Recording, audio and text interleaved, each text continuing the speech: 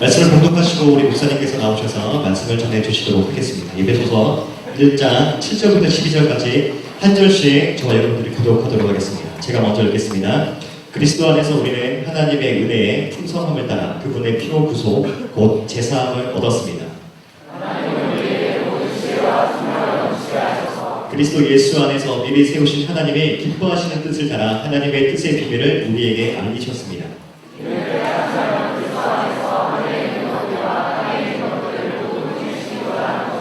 그리스도 안에서 그분이 원하시는 의도대로 모든 일을 행하시는 분의 계획에 따라 우리가 예정함을 입어 유업을 얻었는데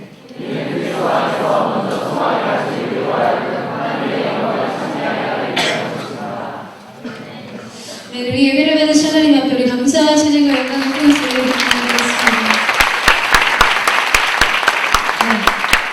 언제나 하나님께 최상의 고백으로 살아계신 주님을 찬양합니다. 우리의 소망의 능력 되시는 우리 주님 앞에 다시 한번 최고의 박수 함성으로 우리 소리가 되시고 인정해 주시고 합당한 영광을 받아 주시옵소서. 아멘.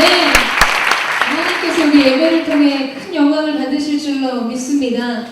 오늘도 하나님께서 우리 가운데 기름 부어주셔서 우리의 영혼 가운데 성령 충만하는 역사, 말씀 충만의 역사가 있게 되기를 주님의 이름으로 축원합니다. 우리 모두에게 예수 안에 참 소망을 발견하는 참된 기쁨과 자유가 저와 여러분 가운데 있게 되기를 주님의 이름으로 축원합니다. 저는 지난주 설교 이후에 많은 지체들로부터 문의성 문자를 받았습니다. 좀 다수의 비율을 차지했던 이 카톡의 문자가 뭐였냐면, 목사님 말씀 중에 마음에 궁금한 점이 생겼습니다. 처음에는 이 진지한 진리를 향한 탐구심 기대하면서 문자를 열었습니다. 네, 질문하는 대부분의 질문들이 뭐였냐면, 목사님 그래서 지붕을 넘어가는 데 성공하셨나요? 이런 질문들이 굉장히 숱하게 많았어요. 어린 시절 얘기를 좀 더 듣고 싶다, 이런 이야기도 많이 들었습니다. 공식적인 회견을 갖자면, 여러분 저는 그 순간 그 어느 날 건너편 지붕에 넘어가는 것을 성공했습니다. 그런데 문제가 있었어요.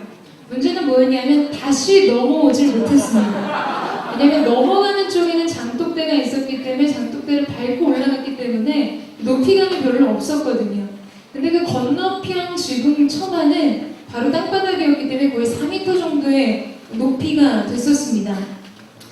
너무 무서워가지고 꼼짝달싹을 못하고 그 빨간 지붕 건너편에 앉아 있었어요.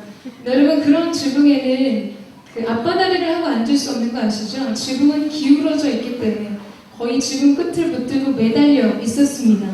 어느 누군가에게 발견되기까지 거기에 혼자 앉아 있었어요. 여러분 왜 홍수가 나면 집이 물이 잠길 때 사람들이 지붕 위에 가서 헬기 구조를 기다리지 않습니까? 거의 그런 포스로 누군가 저를 이렇게 건져낼 때까지 지붕 위에 올라가 있는 어린아이처럼 구조의 손길을 기다렸습니다. 자, 아버지가 오셔서 지붕에서 내려올 수 있었어요. 여러분 이것을 성경적으로 이야기하자면 어떠한 일인가? 이것이 바로 구원의 역사입니다. 나 스스로는 도저히 빠져나올 수 없는 상황 속에서 외부의 강력한 힘에 의해서 구출된 사건, 그러면 그것을 우리는 구조되었다, 구원을 받았다라고 이야기합니다. 오늘 저와 여러분이 읽은 이 본문 말씀은 성자 예수님의 구속의 활동에 대해서 말하고 있습니다. 지난주에 살펴본 1절에서 6절까지의 말씀은 성부 하나님의 활동이었어요. 그 성부 하나님께서 활동하신 역사를 통해 우리가 얻게 된 축복에 대한 말씀이었다면, 오늘의 본문 말씀은 성자 예수님의 역사와 그로 인해 우리가 얻게 된 축복과 은혜에 대한 말씀입니다. 사실은 이번 주 말씀을 준비하면서 마음에 참 두렵고 떨림이 있었어요. 오늘 우리가 나눌 이 본문의 말씀은 그리스도 안에 있는 구속과 죄사함의 문제입니다. 기독교의 기본 진리이자 핵심 진리이죠. 그리고 이 사건은 우리의 영혼 가운데 가장 중요한 사건이고 문제이기도 합니다. 이 보석과 같은 진리의 점수를 어떻게 전달해야 될까? 어떻게 말씀을 나눠야 될까? 사실은 많은 고민이 있었고 묵상이 있었습니다. 하나님 앞에 기도했어요. 하나님, 제가 말씀을 설명하지 않게 해주십시오. 오늘 이 말씀이 나눠질 때 말씀이 설득되고 설명되어지는 것이 아니라 말씀이 우리 가운데 경험되어지게 해주십시오. 하나님 앞에 그렇게 기도하며 나아갔습니다. 여러분, 말씀은 우리 안에 생명의 사건이 되어야 합니다. 설교란 무엇인가? 설교는 회중사회를 거니시는 그리스도의 임재입니다. 우리는 그 임재를 보고 느끼고 만지고 체험함으로 알아야 한다는 것이죠. 전해들은 한 이야기로 동의하는 지적인 이해로 그치는 것이 아니라 우리의 영혼과 육체와 우리의 전 인격이 그 말씀을 경험하고 말씀의 본체가 되신 예수 그리스도를 만지고 체험하는 역사가 우리 가운데 필요하다는 것입니다. 저는 여기서 참 감사하게도 주일이 지나면 예배가 너무 좋았다 이런 이야기들을 많이 듣게 됩니다. 말씀과 기도의 은혜가 있었다는 이야기를 들을 때가 있어요. 그런데 여러분, 그 참 좋았다는 것이 무엇일까요? 은혜가 있었다는 것이 과연 무엇이겠습니까? 그것은 그저 우리 안에 감정의 해소와 해갈, 어떤 기분 좋은 상태에 이르거나 잠깐 힘이 불끈 솟는 듯한 어떤 그런 경험을 하는 것이 아니라 우리의 삶이 변하는 것입니다. 오늘 예배가 좋은 만큼 내 삶이 변하는 것이에요. 오늘 말씀에 은혜가 있는 만큼 내 영이 살아나는 것이죠. 오늘 기도 속에서 응답하시는 하나님의 음성을 들은 만큼 나의 삶의 내용이 구체적으로 변하는 것, 그것이 우리의 예배가 좋은 것입니다. 하나님을 향한 영적인 식욕이 일어나는 거예요. 내 안에 스스로 주체할 수 없는 영혼의 갈증과 갈망이 불일 듯이 일어나는 거예요. 이전에는 정말 야곱이 돌베개를 메고 잠을 자듯 성경 하나를 받쳐두고 잠을 잤던, 여러분, 그 경험을 넘어서서 특세 필참을 외쳐야지만 겨우 나갔던 홀리스타일, 내 안에 하나님을 향한 갈망과 열정으로 인해 감당할 수 없는 목마름으로 내 스스로 말씀을 펼쳐 읽게 되는 것, 내가 그 기도의 자리를 사모하여 달려나가게 되는 것, 여러분, 그것이 예배의 은혜를 누리고 말씀의 능력을 경험한 사람들의 삶인 것입니다. 내가 해야 하는 일이 내가 하고 싶은 일이 되는 거예요. 의무감으로 어쩔 수 없이 이를 악물고 감당해야 됐던 그 모든 것들이 내 안에 자원하는 마음으로 들이지 않고는 견딜 수 없는 마음의 열정을 갖게 되는 것, 그 영혼의 샘이 우리의 근원으로부터 일어나는 것이 우리 예배를 통해 일어나야 하는 사건이라는 것입니다. 여러분, 그 은혜가 저 여러분 가운데 있게 되기를 축원합니다. 저는 이 생명이라는 단어, 이 생명이라는 실체를 체감했던 두 가지의 기억에 남는 경험이 있었습니다. 한 가지는 사랑이란 이름의 다큐였어요. 여러분 아마 보신 분들이 많이 있을 거라는 생각이 드는데 한 4편의 시리즈로 이렇게 진행이 됐던 다큐였습니다. 거기서 한 다큐의 1편 시리즈였던 것 같은데요. 소봉이라는 이름의 젊은 엄마가 등장했습니다. 딸을 임신한 상태에서 위암이 발견이 된 거예요. 근데 아이를 지키기 위해서 수술을 포기합니다. 아이를 낳았어요. 그리고 아이 첫돌까지 그 끔찍한 암의 고통을 이기면서 생명의 싸움을 해나갔습니다. 독실한 크리스찬 부부였는데 사실은 의사가 3개월 살기는 어려울 것 같습니다 라는 의사의 진단이 있었는데, 정말 그 아이를 사랑하는 마음으로 첫돌을 내가 손수 차려주고 싶다, 그 마음으로 아이를 위해서 돌잔치를 다 준비했어요. 1년 넘은 시간 동안 생명을 유지하고 아이의 돌잔치를 다 마친 후였습니다. 극심한 고통으로 인해 제대로 누워있지도 못했어요. 굉장히 미독한 상황이었습니다. 그런데 이렇게 너무너무 고통스러워하는 이제 아내를 남편이 병원 의자를 올려서 이렇게 앉을 수 있도록 해주는 순간 이 소봉 씨가 임종하는 사건이 카메라에 포착이 됐어요. 너무나 갑작스럽게 일어났기 때문에 방금 전까지만 해도 고통스러운 신음을 내뱉고 그래도 한마디 허리가 너무 아프다, 앉게 해달라, 이러한 이야기들을 주고받았는데 남편과 어머니를 바라보던 그녀의 눈빛이 갑자기 호응을 바라보면서 갑작스럽게 소천하는 일이 생겼어요. 그리고 그 모습이 고스란히 카메라에 다 잡혔습니다. 저에게는 굉장히 충격적인 경험이었어요. 왜냐하면 저는 그 전까지 사람의 임종을 본 적이 없었거든요. 처음 경험했었습니다. 그 침대에 누워있는 소봉씨, 그녀의 모습은 다를 것이 없었지만 생명이 떠나간 자리는 명백한 죽음이었어요. 명백한 사망이었습니다. 너무너무 놀랐어요. 아, 생명이 떠나간 자리가 이런 거구나. 모습과 모양은 다른 것이 없었지만 정말 생명이 떠나간 사망이요 죽음의 현장이 너무나 고스란히 느껴지는 사건이었어요. 이 생명의 활동이 어떤 것인지를 체감하는 시간이었죠. 또 한 사건이 있었습니다. 그래서 제가 우르무치에서 미그루족 줄루만 툴슨을 만난 일이었어요. 발음이 어렵기 때문에 계속 이야기할 때는 한국식 이름 미나라고 호칭하겠습니다. 제 생애 첫 세례자가 무슬림이었어요. 얼마나 영광스럽습니까? 복음을 전한 그날 이 모든 일이 순식간에 일어났어요. 너무나 영광스러운 일이었어요. 특별한 축복이자 특권이었습니다. 그러나 여러분, 무엇보다도 저희 식구들이 함께 경험한 가장 큰 특권이자 축복은 복음을 전한 순간 미나 안에 있었던 어둠의 결박이 끊어지고 영적인 자유가 임하고 어둠으로 옷 입었던 그 얼굴에 절망과 슬픔의 표를 가졌던 그의 마음 가운데 하나님의 거룩한 평강과 은혜와 생명이 흘러가는 것들을 목도했다라는 거예요. 사용일을 제가 하고 있었는데요. 저는 사람 앞에서 떠는 적이 별로 없거든요. 추워서 많이 떨어는 것 같지만 손이 정말 바들바들 떨리는 거예요. 그리고 성령님이 얼마나 이 마음에 감동과 감격을 부어주시는지 눈물이 많이 떨려서 사용일을 전할 수가 없는 거예요.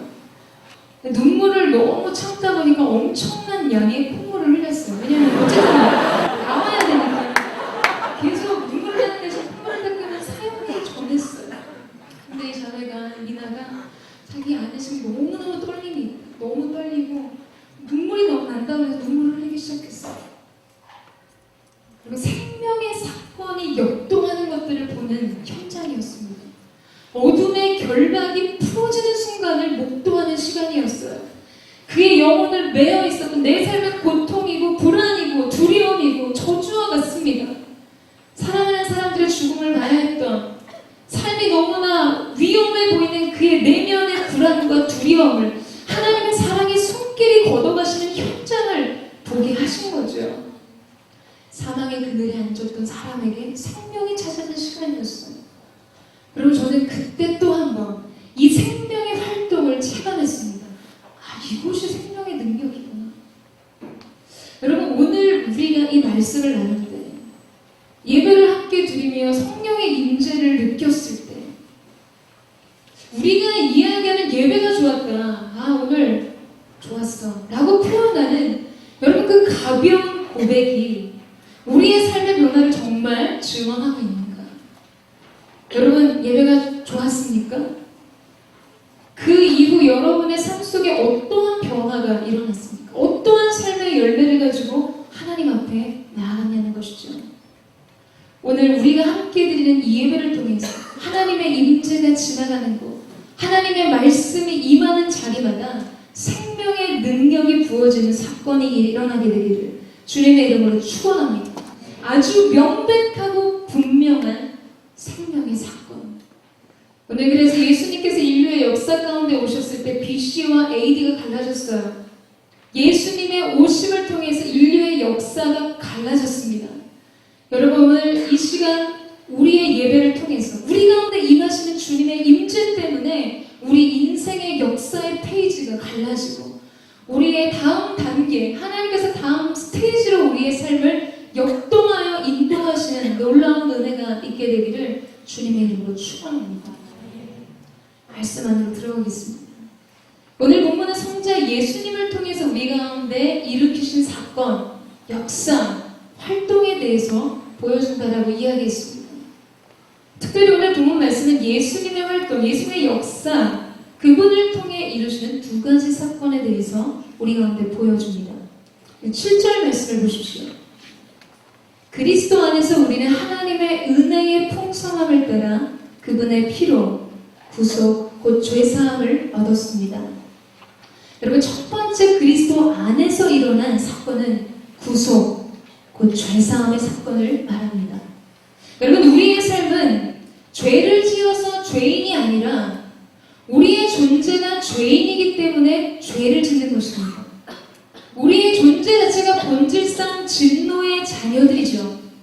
우리의 시작이 죄인도 선인도 아닌 삶의 어떤 선상에서 우리의 삶을 살아가다가 죄악에 빠지기도 하고 선을 쌓기도 하고, 그래서 우리의 삶이 선인과 죄인의 삶으로 나눠지는 게 아니라는 거예요. 우리의 본질은 악, 그 악을 짊어진 죄인들입니다. 여러분, 그리고 성경은 곳곳에서 하나님께서 죄인들을 미워하신다라고 기록되어 있어요. 죄를 아주 미워하신다라고 기록되어 있어요. 말라기서는 굉장히 끔찍한 이야기도 있잖아요. 역겨워하신다라는 표현을 쓸 정도로 하나님은 그분의 거룩하고 흠이 없는 성품 때문에 어둠과 악, 죄와 더불어 공존하실 수 없는 분이십니다. 여러분, 그런데 우리 가운데 이제 놀라운 사실은 무엇이냐면, 그런 하나님께서 우리를 통해서 매번의 말씀을 통해, 매일의 사건을 통해 말씀하고 전달하시는 메시지가 무엇이냐라는 것이죠. 하나님이 우리를 향해 일관성 있게 신실하게 성실하게 말씀하시는 말씀의 메시지, 내가 너를 사랑한다는 거야. 내가 너를 축복하노라 라고 말씀하신다는 거죠. 여러분, 우리는 죄의 옷을 입은 죄인이에요. 하나님은 죄를 미워하시는 분이에요. 그렇다면 우리의 존재를 보셨을 때 하나님의 반응은 우리를 미워 보고 싶지 않은 대상이 정상입니다. 그런데 어떻게 죄인된 우리를 축복하시는가? 어떻게 죄인된 우리를 향해 내가 너를 사랑한다, 너를 향한 나의 사랑 때문에 내가 견딜 수 없다라는 이 사랑의 외침을 우리 가운데 주고 계시는가? 우리가 하나님의 사랑과 축복을 받을 수 있는 이유, 그것은 거룩하고 의로우신 주님이 우리가 받아야 할 하나님의 모든 진노와 저주를 대신 받으셨기 때문입니다. 예수 그리스도의 대속죄의 사건, 갈보리 언덕 위에 세워진 십자가를 통해서 이 모든 것이 가능해졌다는 것이죠. 누군가는 하나님의 사랑과 공의를 완전히 만족시키기 위해서, 누군가는 우리의 죄의 값을 치러야만 했습니다. 이 모든 것을 담당하신 분이 예수 그리스도셨습니다. 여러분, 이 얘기를 들었을 때 다 아는 이야기 같으십니까? 이미 다 알고 있는 이야기세요? 그래서 여러분의 마음 가운데 어떠한 감동과 은혜의 넘침과 기쁨과 소망이 잘 느껴지지 않으십니까? 여러분, 기독교의 역사 속에서 단 한 번도 예수 그리스도를 주라고 고백하지 않고 부인한 적은 단 한 번도 없었습니다.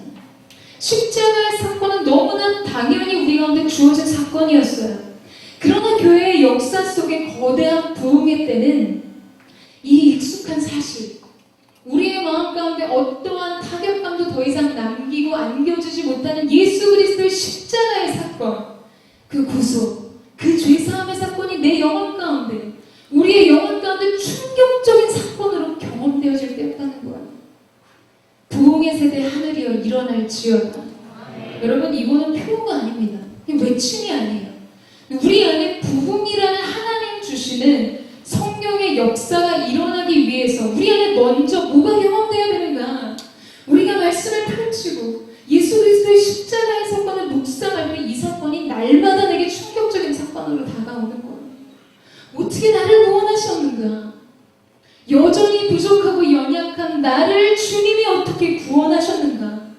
여러분, 이 사건이 우리의 심령 가운데 충격적인 사건, 감당할 수 없는 은혜의 사건으로 경험된다면, 여러분, 이 세대는 우리를 향해 놀라운 함성의 소리를 외치게 될 것입니다. 하나님의 사람들로 인해 두렵고 떠는 역사가 일어나게 될 것입니다. 여러분, 그런 거룩한 꿈을 꾸세요. 오늘 느껴지지 않는 하나님 앞에 부르짖으세요. 찰스 스펄전 목사님의 예화가 굉장히 유명한 예화가 있죠. 그분이 예수 그리스도의 십자가 사건을 설교하기 위해서 서재에 들어가셨어요. 오랫동안 나오지 않아서 사모님이 방문을 열고 들어가셨더니 스펄전 목사님이 땅바닥에 엎드려서 통곡을 하고 계신 거예요. 너무 놀란 사모님이 목사님 무슨 일입니까? 왜 그러세요? 그때 찰스 스펄전 목사님이 한 이야기가 우리의 가슴 가운데 도전을 남깁니다. 내가 오늘 십자가의 사랑을 묵상하고 그 말씀을 전하기 위해 이 자리에 앉아있는데 내 안에 아무것도 느껴지지 않는다. 재앙과 같은 일이 내 안에 있는다. 내가 하나님의 은혜를 잃어버렸다. 여러분, 그래서 자복하여 엎드려서 회개하고 눈물로 하나님 앞에 엎드려 기도하는 그 모습의 일화가 우리 가운데 전해집니다. 여러분, 익숙한 이야기들로 여러분에게 예수 그리스도의 십자가의 사건이 전해지지 않게 되기를 축원합니다. 오늘 이 사건이 여러분의 인생을 변화시키는 사건이 되어야 돼요. 예수 그리스도의 피 묻은 오른손이 여러분의 심령과 여러분의 육체를 안수하실 때 우리의 모든 것이 새로워지는 새 역사가 우리 가운데 필요한 것입니다. 여러분, 그런데요, 예수님은 감난산에서 이 고난의 잔을 마시지 않게 해달라고, 이 십자가의 고통의 잔을 내게서 옮겨달라고 성부 하나님께 3번이나 기도하고 간구하신 이야기들을 누가복음에서 우리가 볼 수가 있습니다. 여러분, 그 고난의 잔이 도대체 무엇이길래 그리스도께서 그토록 간절히 기도하셨을까요? 그 안에 얼마나 끔찍한 것이 담겨 있었길래 피와 땀이 섞여 흘릴 만큼 그분의 고뇌가 깊었던 것일까요? 여러분, 키에르케고르는 십자가형을 당하는 사람은 십자가 위에서 1000번을 죽는다고 얘기했어요. 그만큼 이 십자가형은 너무나 고통스러운 형벌이었습니다. 너무나 끔찍한 고통이었어요. 그런데 여러분, 1세기경의 교회사를 보면 많은 그리스도인들이, 하나님 앞에 신앙을 고백한 많은 그리스도인들이 십자가에 거꾸로 못 박혀 죽은 사건들이 곳곳에 등장합니다. 여러분, 네로 형제가요, 그리스도인들을 거꾸로 십자가에 못 박기 전에 역청으로 온 몸에 기름을 발라요. 그리고 불을 붙여서 거꾸로 매달린 십자가를 거리마다 세워뒀습니다. 인간 횃불을 세워뒀었죠. 그러나 역사의 증언은, 그러나 그들은 두려움 없이 담대히 죽음을 맞이했다라고 기록하고 있어요. 우리 가운데 그 이야기들을 들려주고 있습니다. 그런데 메시아의 추종자들도 그런 잔혹한 죽음을 혐오할 수 없는 기쁨을 맞이하는데, 여러분, 브레이브하트 보셨죠? 멜 깁슨이 마지막 프리덤을 외치면서 마치 예수님처럼 큰 소리를 외쳐 죽잖아요. 자유를 위해서도 사람이 그렇게 담대하게 죽음을 맞이하는데, 교회의 머리가 되시고 이 모든 자신을 따르는 제자들의 대장이 되셨던 예수님께서 동산에 올라가셔서 간절히 부르짖으신 이 고난의 잔을 옮겨달라는 기도의 요청이 과연 십자가의 형벌, 육체적인 고통, 끔찍한 수치스러운 조롱과 조소, 여러분, 그것 때문이었겠습니까? 주님이 마셔야 했던 그 고난의 잔에는 무엇이 담겨 있었던가? 시편 75편 8절 말씀을 다 같이 한번 읽어보겠습니다. 시작.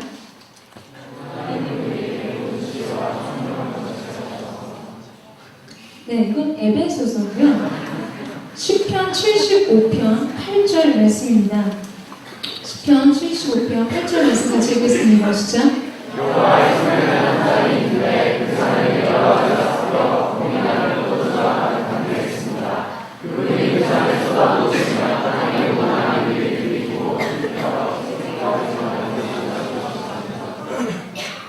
네. 하나님이 진노의 술잔을 악인들에게 주신다는 얘기예요.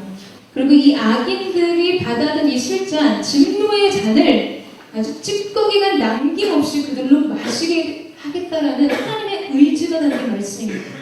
여러분, 이 하나님의 진노의 잔을 그렇다면 누가 마셔야 했던 잔인가? 우리가 마셔야 했던 잔이었다는 거예요. 예수님이 피하고 싶었던 것은 육체적인 고통을 가했던 사람들의 채찍 아니었습니다. 그의 마음을 내면을 수치스럽게 했던 그들의 조소와 조롱이 아니었다는 거예요.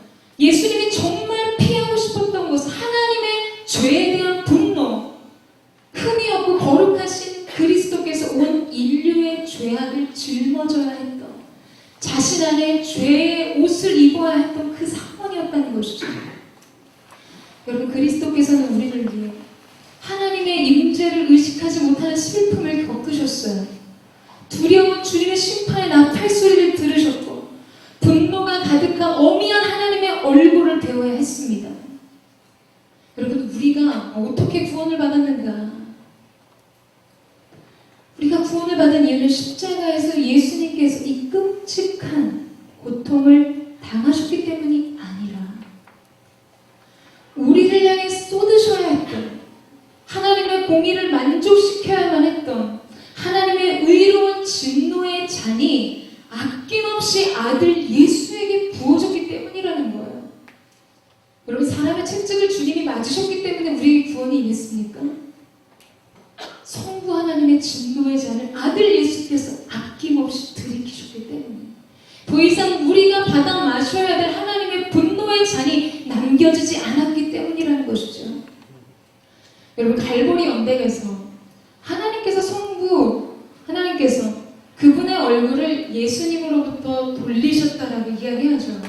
대부분 많은 사람들이 이 부분에 대해서 하나님의 마음이 너무나 고통스러우셨기 때문에 차마 예수님을 볼 수 없었다, 이런 감성적인 이야기들을 할 때가 있습니다. 우리가 잘 알고 있는 패션 오브 크라이스트도요, 그 마지막 예수님의 운명 장면에서 하늘로부터 한 방울의 물방울이 탁 떨어지잖아요. 우리는 아무도 자막 처리해주지 않았지만 다 알고 있죠. 누구의 눈물입니까? 하나님의 눈물이라고 생각해요. 물론 영화에서 그렇게 표현했지만 여러분, 하나님께서 성자 예수님을 향해 고개를 돌리신 이유가 내가 차마 내 아들 예수가 십자가에 끔찍한 고통을 당한 것을 볼 수 없어서입니까? 아니라는 거예요. 여러분, 하박국 1장 13절 말씀에 보면 주께서는 눈이 정결하심으로 악을 참아보지 못하시며 폐역을 참아보지 못하시거늘 이라고 기록합니다. 예수님의 십자가 선상에서 인류의 모든 죄와 악과 폐역과 불순종과 더러움이 예수 그리스도 위에 전가되고 부어진 것이죠. 그분께서 악으로, 폐역으로, 불의로 옷 입혀진 예수 그리스도의 십자가를 하나님의 거룩과 정결의 눈이 바라보실 수 없었다라는 거예요. 하나님의 죄에 대한 분노, 죄에 대한 진노가 가차없이 예수님을 향해 쏟아졌습니다. 여러분, 우리가 마태, 마가, 누가, 요한을 보는 이 모든 사복음서에서 매번 예수님은 하나님이라고 부르지 않으셨어요. 아버지라고 부르셨습니다. 근데 그렇게 아버지와 친밀한 교제와 사랑을 누리셨던 우리 주님께서 유일하게 한 번 하나님을 아버지라고 부르지 못한 기록이 남겨 있습니다. 하나님의 진노가 부어지던 바로 그때 성자 예수님의 절규가 터져나와요. 엘리 엘리 라마 사박다니, 나의 하나님 어찌하여 나를 버리십니까? 우리에게 하나님과의 화목을 이루고 화평을 누리게 하시고 우리가 하나님을 아빠 하나님으로 부르게 하시기 위해서 정작 그분은 그렇게 사랑하는 아버지 하나님을 아빠라고 부를 수 없었던 그 죄의 고통. 여러분, 그것은 우리가 상상할 수 없는 것이죠. 오늘 예수 그리스도께서 그 십자가의 선상에서 흘리신 보혈의 능력으로 말미암아 우리의 모든 어둠의 결박과 묶임과 죄가 정결케 되었음을 선포합니다. 예수님이 운명하시는 그 순간 육중한 지성소의 휘장이 위로부터 아래로 찢어졌어요. 그리고 우리에게는 새롭고 산 길이 열려졌습니다. 할렐루야. 우리 가운데 세례하신 주님을 찬양합니다. 우리 가운데 놀라운 사랑을 보여주신 주님의 이름을 높여드립니다. 그 보혈의 능력 이외 모든 죄와 사망의 권세에서 우리를 해방하였음을 선포합니다. 그 은혜를 우리 가운데 주셨다는 거예요. 사랑하는 여러분, 우리는 하나님이 우리의 인생을 향한 축복의 메시지, 여호와는 내게 복을 주시고 너를 지키시기 원하며, 여호와는 그 얼굴을 내게로 향하여 드사 평강 주시기를 원하며, 여호와는 그 얼굴빛으로 내게 비추사 은혜 베푸시기를 원하노라. 하나님은 언제나 우리를 향해 그분의 얼굴을 드시는 분이에요. 그 얼굴을 우리로 향해 드시기 위해서 성자 예수님을 향한 그분의 사랑의 시선을 거두셨던 것이죠. 여러분, 저는 우리의 문제는 어쩌면 우리의 소망이 생명과 사망과 높음이나 깊음이나 다른 아무 피조물이 되고 우리를 우리 주 예수 그리스도 안에 있는 하나님의 사랑에서 끊을 수 없음이라. 여러분, 이게 소망이 되기도 하지만 이것 때문에 우리의 삶의 문제가 풀어지지 않는 우리의 문제들이 일어날 수도 있다는 생각을 해요. 하나님이 결코 내가 뭘 하든, 내가 좀 민기적거리든 머뭇거리고 망설이든 하나님이 날 향한 당신의 사랑을 결코 거두지 않을 것을 알기 때문에 오늘 그렇게 사는 거죠. 아주 기고만 자, 오만방자, 시건방, 이런 모든 표현이 우리 가운데 어울릴 정도의 삶을 하나님 앞에 드릴 때가 있다는 거예요. 여러분, 만약 우리의 삶이 나의 어떠함 때문에 하나님의 사랑이 내게서 거둬질 수 있고 내게 주신 영생의 사건이 캔슬될 수 있다고 생각한다면 여러분, 지금 그렇게 민기적거릴 수 있습니까? 우리가 여전히 뺑이치는 그 죄의 문제, 불신앙과 불순종의 문제 속에 여전히 주저앉을 수 있냐라는 것이죠. 그렇게 앵그리한 얼굴로 하나님을 보면서 힐문하지 않을 거예요. 왜 이거 내게 주지 않느냐고, 왜 이 소망과 소원 이루어주지 않느냐고, 그렇게 힐문하지는 않을 것입니다.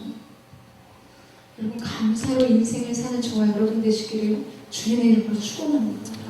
그리스도 안에서 이루신 구속, 죄사함의 은혜를 찬양하는 여러분 되시기를 주님의 이름으로 축복합니다. 그때 하나님의 영광이 여러분 가운데 있을 것입니다. 두 번째로 그리스도 안에서 이루시는 회복의 역사입니다. 10절 말씀을 함께 읽도록 하겠습니다. 시작.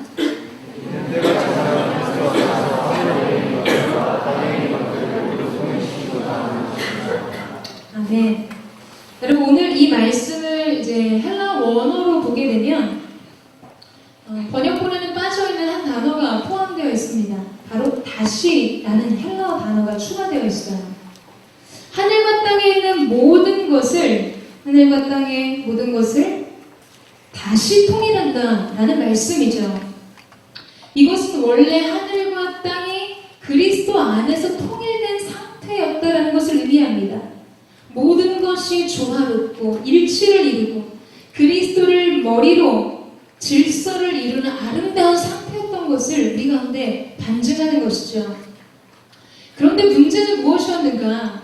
아담과 하와를 통해서 인류 가운데 죄가 들어오면서 이 죄는 분열과 다툼과 불일치와 무질서, 그리고 그 모든 분열을 일으켰다라는 거예요. 하나님과 사람의 관계가 깨어져 버렸어요. 여러분, 에덴에서의 예배는 사건이 아닌 상태로서의 예배였습니다. 이벤트가 아니었어요.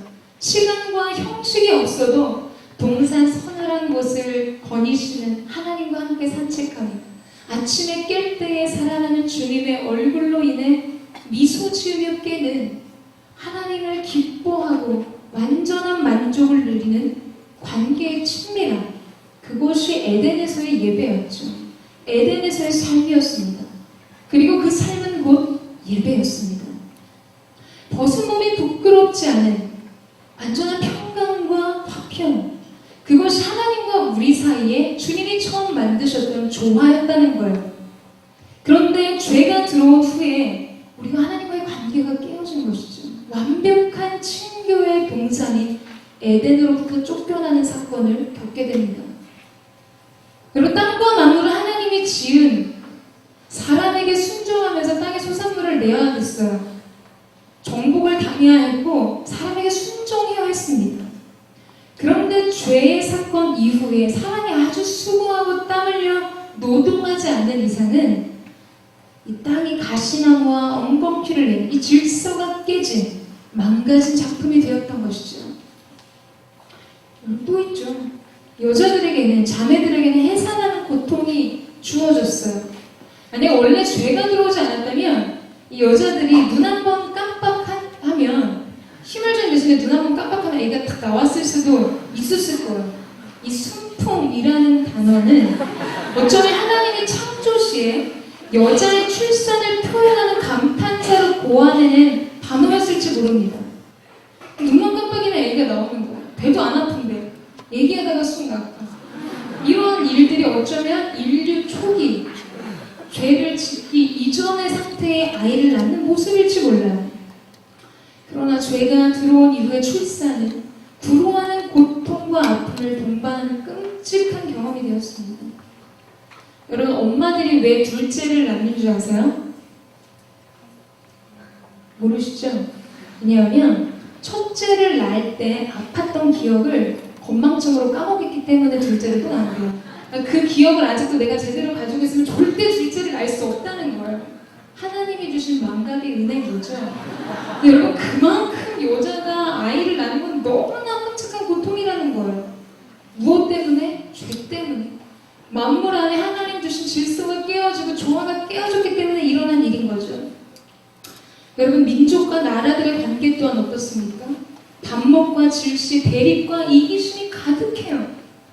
한반도도 지금 아주 전쟁의 위기와 위협 속에 노출되어 있죠. 어느 날 저한테 문자가 왔어요. 연평도 65명 사망자 사건 동영상 클립. 너무 깜짝 놀랐어요. 드디어 올 것이 왔구나. 근데 밑에 이것을 클릭하시면 25만 원이 결제됩니다. 절대 하지 마십시오. 이런 문자가 왔더라고요. 그리고 지금 우리 안에 처해 있는 이 불안의 기후들, 이 위기감의 기후들한테 이용하는 일들, 그만큼 지금 다들 불안해한다는 거예요. 네, 여러분, 무식하면 용감하다고 오늘 이곳에 오신 여러분을 정말 축복하고 환영합니다. 이스라엘 휴전이 사실은 지난주에 화수 공연이 돼 있었어요. 그래서 예배자들 되게 기대하고 있었는데 일주일 전에 공연이 취소가 됐어요. 다음 달 정도에 다시 한다는 이야기를 들었습니다. 그 이유가 뭐냐면 한반도의 전쟁 기후 때문에 이스라엘이 한국에 못 온다는 거예요. 무서워서.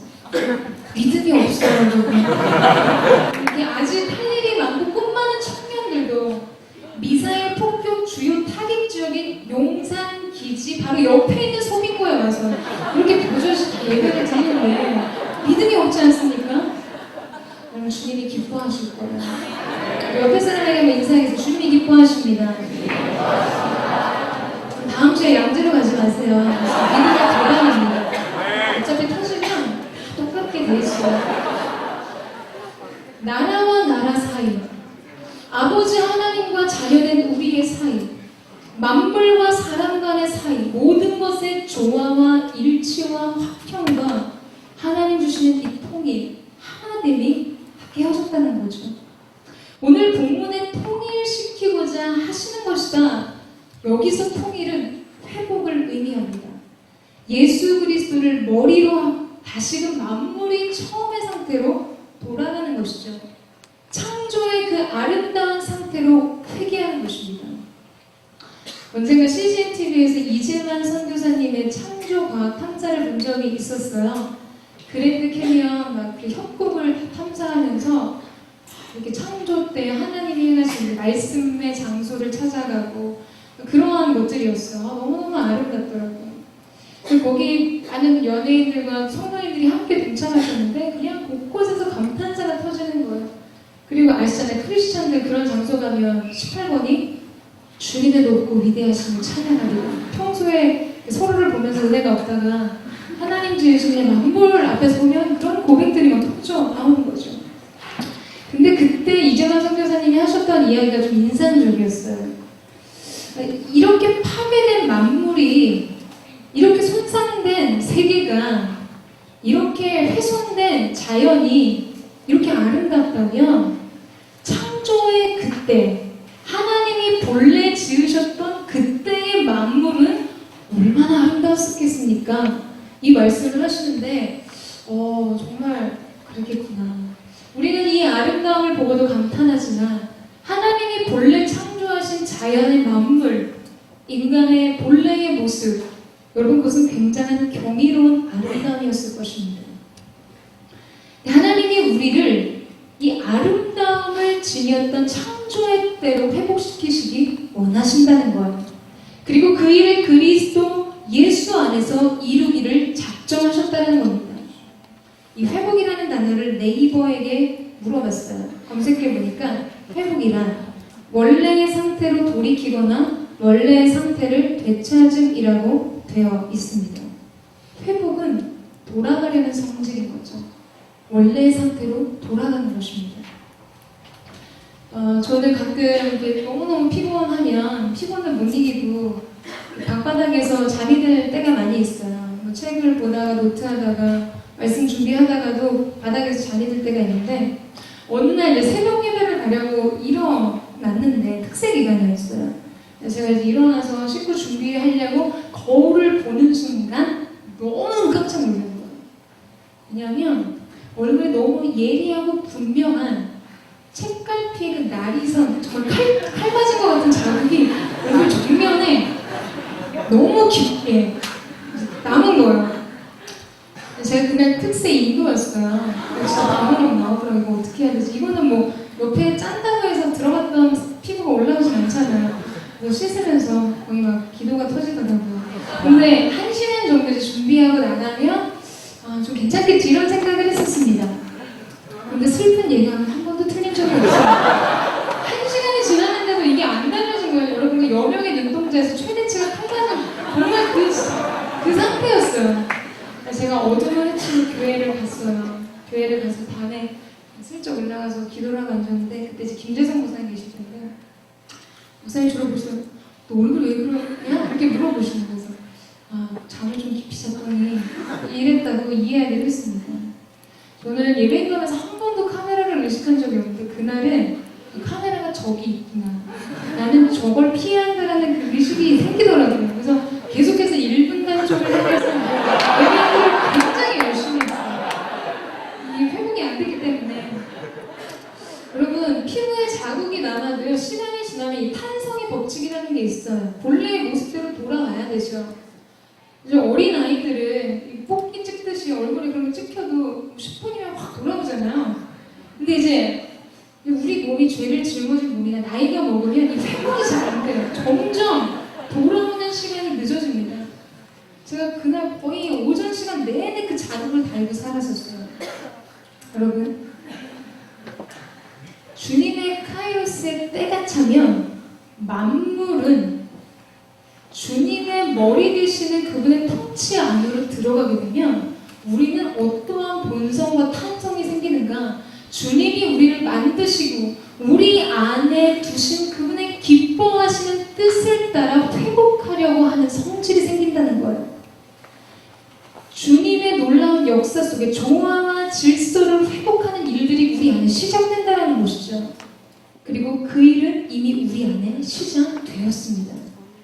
그것은 어느 날 주님이 예정하신 하나님의 그 기한이 찬 마지막 때에 모든 만물을 회복하시지만 이미 그 일은 또한 우리 안에 시작되었다는 거예요. 우리가 그리스도 안에서 그분과 생생한 영적인 교통을 누리고 그분의 십자가의 구속의 사건의 비밀을 아는 지혜와 총명의 영이 기름 부어질 때마다 우리 안에 회복의 역사, 무너진 질서가 다시 세워지고 하나님이 우리의 인생 안에 주셨던 하나님의 기뻐하시는 뜻이 회복될 것입니다. 여러분, 깨어지고 무너진 가정의 회복은요, 가족 치료하고 가족 상담으로 되는 게 아니에요. 그 가정의 주인 되신 예수 그리스도를 머리로 그분이 그 가정을 다스리실 때 회복과 치유의 역사가 일어나는 것이죠. 우리의 인생 또한 마찬가지라는 거예요. 여러분, 그러나 나이 먹은 피부처럼 오늘 주님과 살아있는 생생한 성령의 교통 안에 주님과의 이 친밀한 교제가 시들해지고 오래된 믿음 안에 정체되어 있을 때 지난번 오다 수련회에서 받은 그 저녁 집회 때의 그 은혜를 녹차티백처럼 울거먹을 때 여러분, 우리의 삶의 회복의 역사는 더디게 일어난다는 거예요. 때로는 회복이란 찾아볼 수가 없게 됩니다. 왜냐? 그 안에 살아있는 생명의 능력이 없기 때문이죠. 사랑하는 여러분, 오늘 우리의 예배를 통해서 삶의 모든 영역이 예수 그리스도 안에서 통일되는 은혜가 있게 되기를 주님의 이름으로 축원합니다. 우리의 영혼 가운데 하나님과 누리는 화평의 교제가 깨어지고 다툼이 일어났던 곳에 하나님 주시는 화해와 일치가, 분열과 반목이 있는 곳에 연합의 질서가 세워지는 은혜, 그것이 오늘 머리 대신 그리스도를 우리의 영혼의 구주로, 우리의 영혼의 통치자로 인정하고 바라보고 그 안에 거할 때 우리 가운데 그 놀라운 일들이 일어날 것입니다. 오늘 말씀은 우리 가운데 모든 본문이 모든 절에서 이 한 단어를 기록하고 있어요. 무엇인가? 그리스도 안에서, 그리스도 안에서, 그리스도 안에서라고 말하고 있어요. 여러분, 우리의 인생의 축복을 어디에서 찾을 수 있는가? 그것은 오직 예수 그리스도 안에서만 발견할 수 있습니다. 여러분, 그것을 믿으십니까? 정말 믿으세요? 여러분, 믿은 만큼 여러분의 삶이 하나님의 말씀에 역동하시는 은혜로 변화되기를 원하십니까? 그럼 우리는 때로 세상 안에서, 세상 속으로 달려가지만 말씀은 모든 만물의 손끝이, 모든 역사의 손끝이 한 분을 가르치고 있어요. 오직 예수. 오직 예수 그리스도 안에 참된 소망이 있습니다. 오직 예수 그리스도 안에 참된 기쁨이 있습니다. 여러분, 이 사실을 지목하고 있다는 거예요. 우리는 그 안에서만 인생의 소망을 발견할 수 있고 완전한 만족을 누릴 수 있습니다. 여러분, 세상이 주는 물은요, 오늘 내 영혼을 굉장히 자극하는 것 같지만 세상이 주는 물은 마시면 마실수록 갈증을 일으키는 소금물과 같습니다. 여러분, 1000만 원 있으면 인생 되게 편안해질 것 같죠? 그 돈 모이면 2000만 원 갖고 싶어집니다. 여러분, 내가 좋은 회사에 들어가면 다 감사해서 열심히 주를 위해 살 것 같죠? 승진의 문제가 또 남아있어. 그걸 이루어야지만 감사할 수 있을 것 같아. 그러나 여러분, 우리가 그리스도 예수 안에 거할 때 주님이 내 목자가 되시면 나는 더 이상 바랄 게 없습니다. 내가 광야를 유리하는 게 그게 무슨 의미입니까? 주님이 나와 함께 계십니다. 영적인 지성소, 영적인 성전은 장소의 개념이 아니라 주님의 임재가 있는 그 모든 것, 그의 영혼 가운데 살아계신 하나님의 강력한 임재, 쉐카의 영광이 있는 그 한복판, 그것이 거룩한 지성소이죠. 여러분, 그 마음을 소유하기를 원하십니까? 여러분, 정말 그 마음을 고백하기를 원하십니까? 예배는 좋았는데 왜 삶이 변하지 않으십니까? 왜 여러분은 여전히 내가 얻지 못한 것의 기호 속에서, 두려움과 불안의 영역 속에서 감사와 찬양 되시는 원망과 탄식으로 우리의 고백을 일관하고 있냐라는 것이죠. 아름다우신 예수 그리스도 이름 안에 있는 영광의 비밀을 아는 자, 그리고 우리가 그 안에 있는 하나님의 소유된 백성이 되기를 주님의 이름으로 축원합니다. 오늘 우리가 읽지는 않았지만 11절의 말씀에 보면 우리를 그분의 기업이 되게 해줬다고 말씀하세요. 여러분, 기업이 되는 게 무엇이죠? 시편 기자는 자녀는 부모들의 기업이라고 얘기해요. 부모의 재산은, 부모의 기쁨은 자녀라는 이야기죠. 하나님이 우리를 자신의 기업 삼으셨다는 거예요. 하나님의 가장 존귀한 값진 재산 목록 1호로 여러분을 지목하시고 여러분을 상속자로 하늘의 영광과 주님 주시는 은혜의 풍성함을 누리는 자로 선택하셨다는 것입니다. 여러분, 오늘 우리 안에 그 감격과 기쁨을 가지고 주 앞에 달려가는 은혜가 있게 되기를 주님의 이름으로 축원합니다. 주님 안에서 완전한 만족을 누리는 자, 그 이름의 비밀과 영광을 아는 자 되시기를 주님의 이름으로 축원합니다. 아멘. 지금 같이 한번 기도하겠습니다.